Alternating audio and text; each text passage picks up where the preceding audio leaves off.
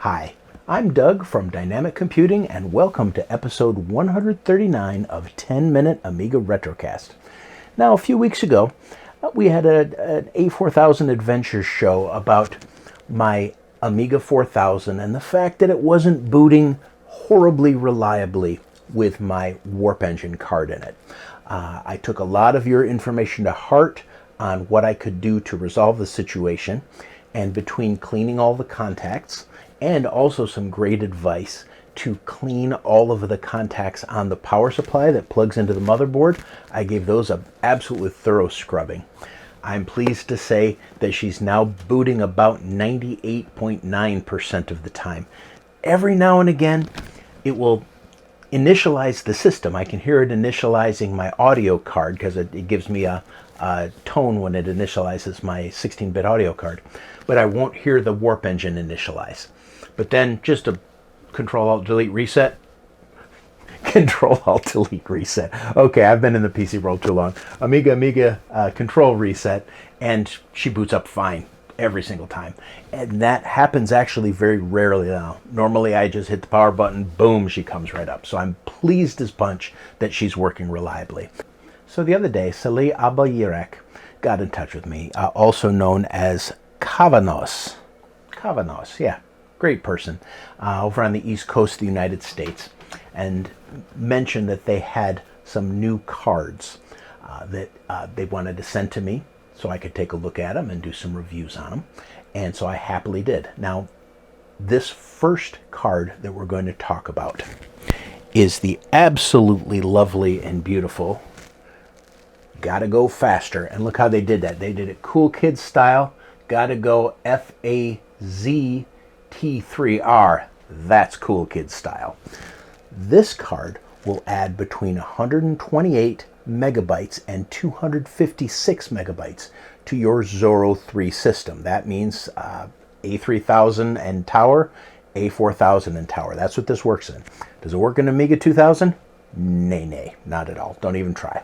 Now, this is actually a project that you can create yourself right from GitHub. And you'll see right down here the absolutely awesome person who came up with this and released it on GitHub with a bill of materials. You can literally order everything from Mouser, I believe, and make one of these yourself, or you can purchase one of them from one of the vendors that I'm going to mention a little bit later in the video. Now, would I myself go ahead and bust out my soldering iron and do all the fine work in the RAM chips and all these little capacitometers on the bottom? No, I'm the kind of guy that buys one of these done, completed, out of the shop.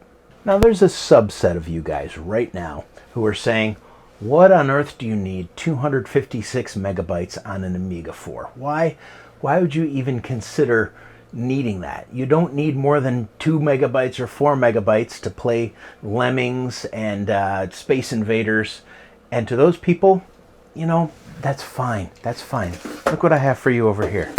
Look at this. We got a nice Amiga 500 that doesn't have any RAM expansion in it. Well, it's got a hard drive. That's kind of pushing things a little bit. But here's a nice little 1084 monitor.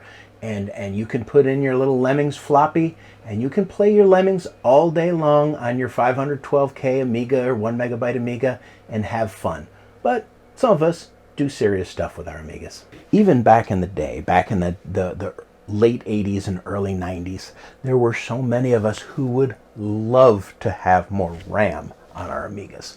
We were doing things like creating videos and animations, actually, trying to deal with these large pictures, these images that we wanted to process in our programs, and we needed RAM to do it in. And that's where a card like this really comes in handy. See, our lovely Amiga 3000 and lovely Amiga 4000, they could handle 16 megabytes right on the motherboard of fast RAM, and that's fine, and 2 megabytes of chip RAM. The fast RAM built into these motherboards is okay. It's fine, it's average, it's actually really fairly slow. We could always get past this limitation by using a 32-bit processor accelerator with 32-bit RAM right on board. like my lovely Warp engine that I talked about the other week. That one adds 128 megabytes of fast RAM right to the system. That's probably about 4 to 5 times faster than the Amiga 4000's 16 megabytes of fast RAM. Now, of course, you could add this to other Amigas too. Even the Amiga 500 and the Amiga 1000 and 2000, as long as you have a 32-bit accelerator that supports expansion RAM, you can get past the 8 megabyte fast RAM barrier of the 68000 chip and the early Amigas and put more RAM on your system. Back to my Amiga 4000 here. Now, she has 128 megabytes of fast RAM on the Warp engine, 16 megabytes on the motherboard. That gives me 144 megabytes of usable memory in my Amiga 4000, which is fantastic. Absolutely love it. Works perfect. Is it enough? Mostly. Most of the time, yes. But in the Amiga Art Contest just the other week, I had a gentleman send me an animation file that was actually 180 megabytes in size. And if you're familiar with about 90% of the animation players on the Amiga, they play directly from RAM. They want to play that animation from RAM, not directly streaming from the hard drive. There are some that stream from the hard drive, and that works okay.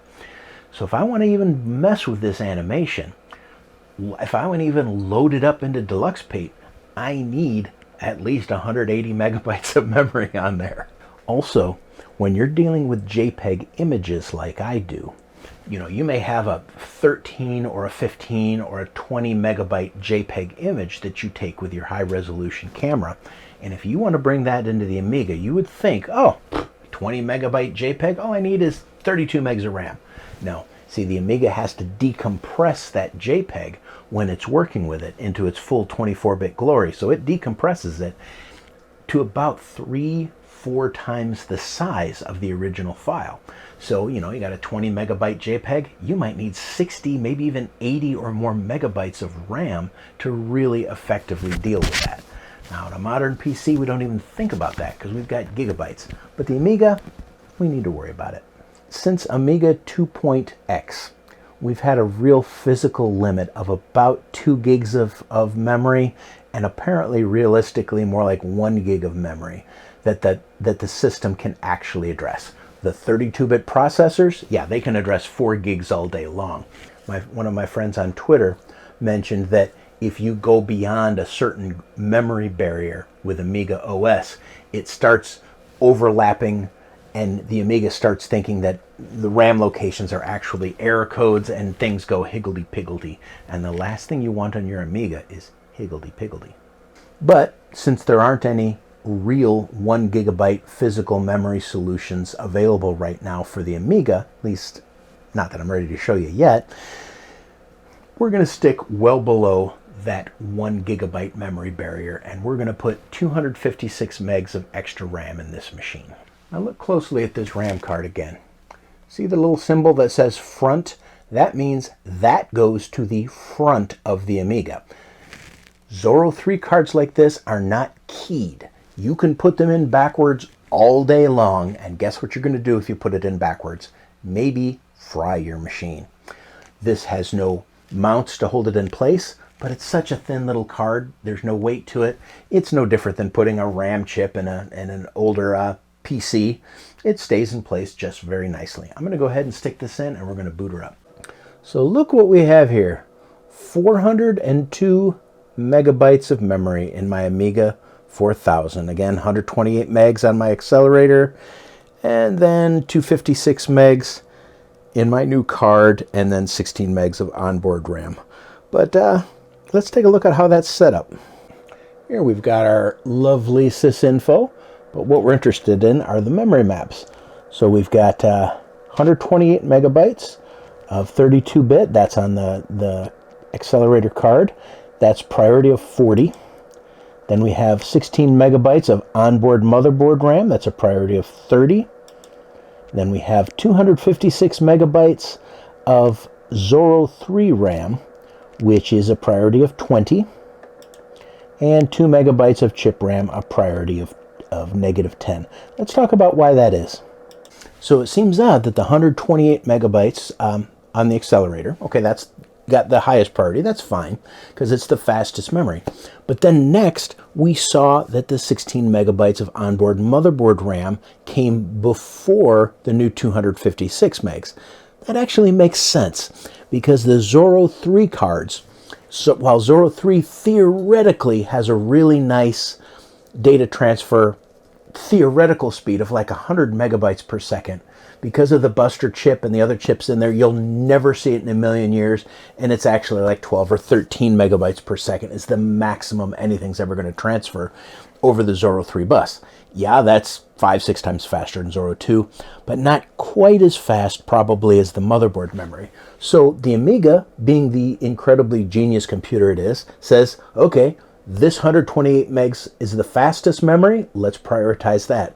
Next up is the 16 megs motherboard memory. That's the next fastest. That's my next priority.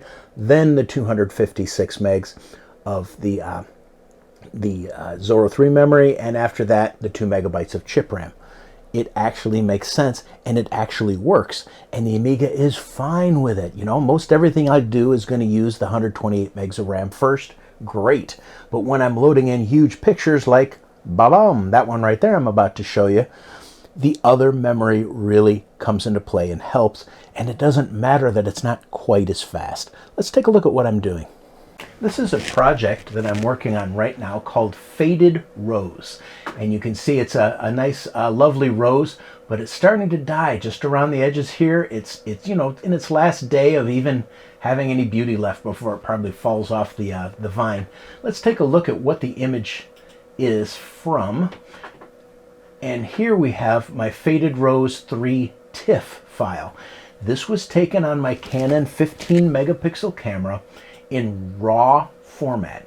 The original RAW image was about 18 megs in size, not too unmanageable, so about 18 megabytes.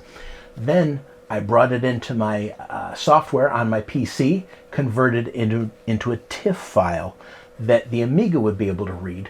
This puppy blossomed up to 90 megabytes in size for the image, so that's a monster. The PNG of it is a little smaller at 30 megabytes, a little more manageable, but I'm using the 90 megabyte just to prove a point here. If you look up here at my memory, I've got 290 megabytes free still left on my Amiga after I load in a nice big 90 megabyte file here. And the Amiga, she's handling it just fine. She doesn't care that this is a huge 90 megabyte TIFF file, 4700 pixels by 3100 pixels. She doesn't care when I want to resize her to another size. We can just go ahead and do it, and it is just happy to oblige. And now with the resize, we've brought her down to a nice 1440 by 568 image. I went to PAL because it's got a slightly higher vertical resolution than NTSC, just for this test. And you can see the image is actually really good. The amount of detail in the image is fantastic.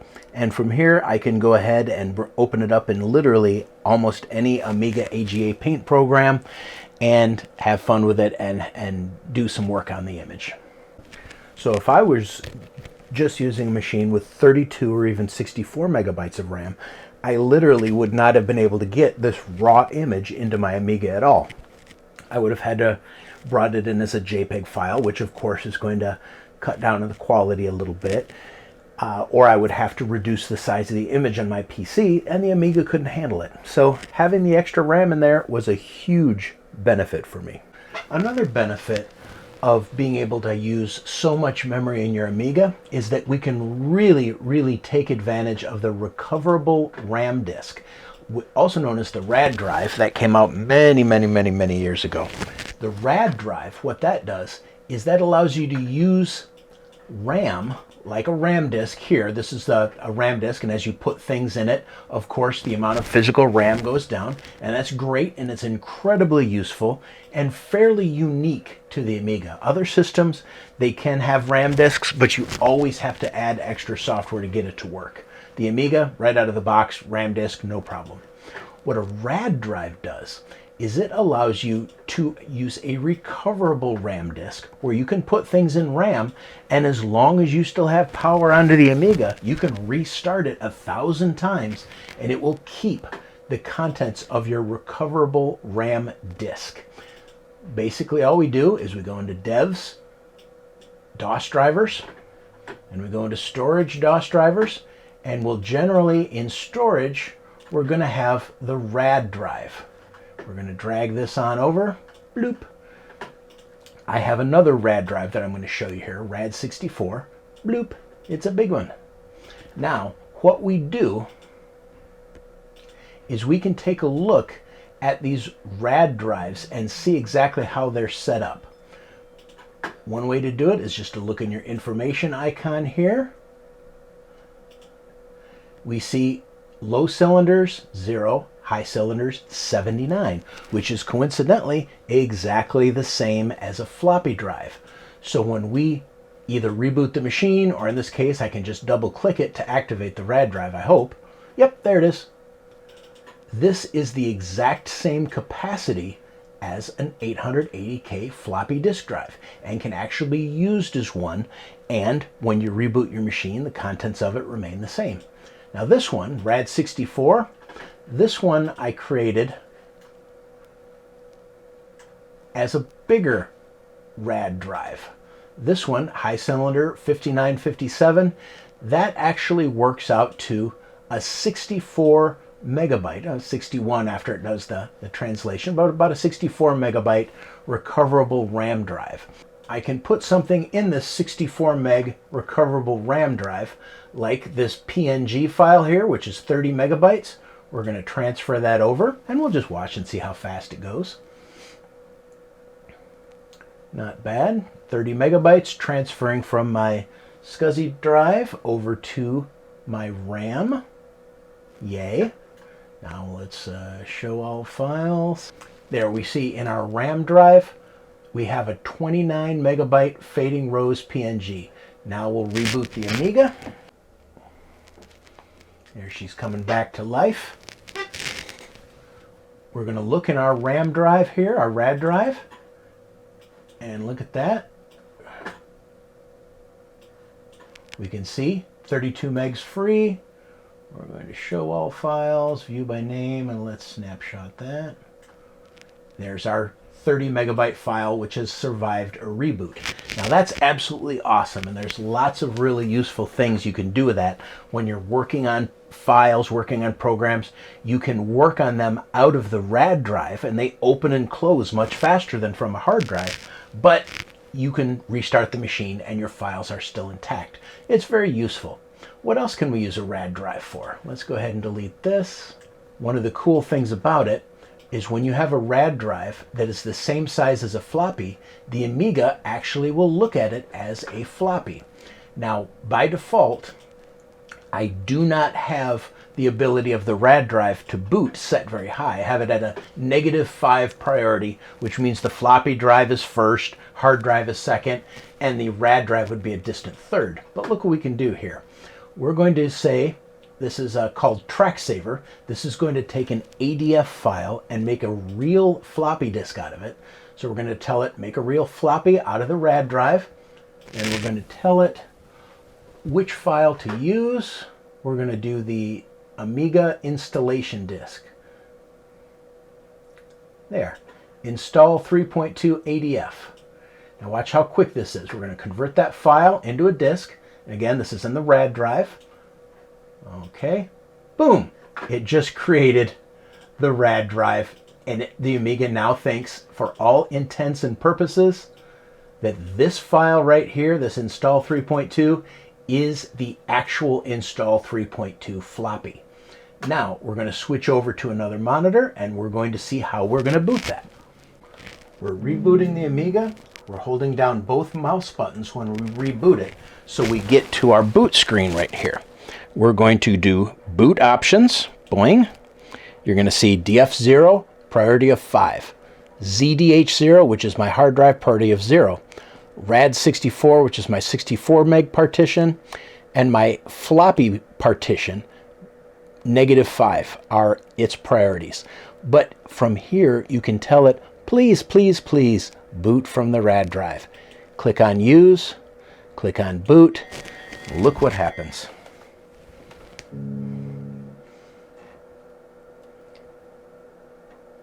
Just like that. It thought there was an install 3.2 floppy in here. It booted just as soon as the Amiga possibly could. And it's booting up right from this RAD drive, which it thinks it's a floppy. Now let's talk about what that means to you. By default, the Amiga, when you're dealing with maybe an OCS or ECS machine without an accelerator, if you create a RAD drive, even if you have expansion memory, it very may possibly try to create that using your chip memory just because of how it sees the memory. When you're dealing with an accelerator, usually the Amiga will set aside fast memory for your RAD drive. Your mileage may vary. You're going to want to try it out. On all the machines I've tried it on my machines, it always grabs fast memory. There is a utility on AmiNet, and I will link to it in the description, that allows you to force your RAD drive to use fast memory. So if you run into a situation, it's only using chip, download the utility, set it up with the instructions in there. It'll create a RAD drive with fast memory instead. What do we want to use this for? Well, just imagine you've got lots of memory in here. You can create different RAD files, okay? Different removable disks. Each one of them the same size as a floppy. All you have to do is you just change your unit number. I'll show you how to do that in a second. And you can create multiple RAD files all the same size as a floppy. Then you use something like TSGUI to take an ADF file, boom, make that RAD disk think that it's a floppy, even with a multi-disk game or something like that. Once you do that, you reboot. It boots up in a billionth of a second, so fast. Okay, not a billionth of a second, but it boots up so fast, and you can go ahead and run your games right from your RAD drives. And as long as you create them with the TSGUI utility, they're going to have the proper names, and your Amiga is going to see those disks as drive names, and in theory your game should work properly once you boot to your RAD drive. Kind of fun, really. So to sum it all up, it's useful to have a ton of extra memory in your big box Amiga. Our big box Amigas we're not usually using for video games. This thing doesn't even run games very well because I've got a USB card in there and I've got a 16-bit audio card in there. Whenever I try to run any kind of game, it goes, oh, I don't know what I'm doing, and it gets confused. So I use this for my serious creativity applications. But on your system, you're probably not going to have all that stuff. You can use it for running ADF games, things like that. Really kind of cool. Also, if you're heavy into animation and you want to create some really big 20, 30, 40 megabyte animations, having 128 megs or 256 megs on board really, really makes that go smoother. Bringing in large photos like I do helps a tremendous amount. You want to play back big video files, the extra memory helps tremendously too. All in all, I find it very useful to have more and more RAM on my Amiga. So where can you get one of these lovely beasties? Well, my friend that got mine for me, he told me quite honestly that he is overwhelmed with work right now in creating the BFG 9060s for people and these RAM cards for people. So he's currently not taking any new orders. I hope that changes soon. But you can get this RAM card from our friends at Amigastore.eu. You can also get them from Amiga 68K. I've never shopped with them, but I've heard good things about them. They're in Switzerland, I believe.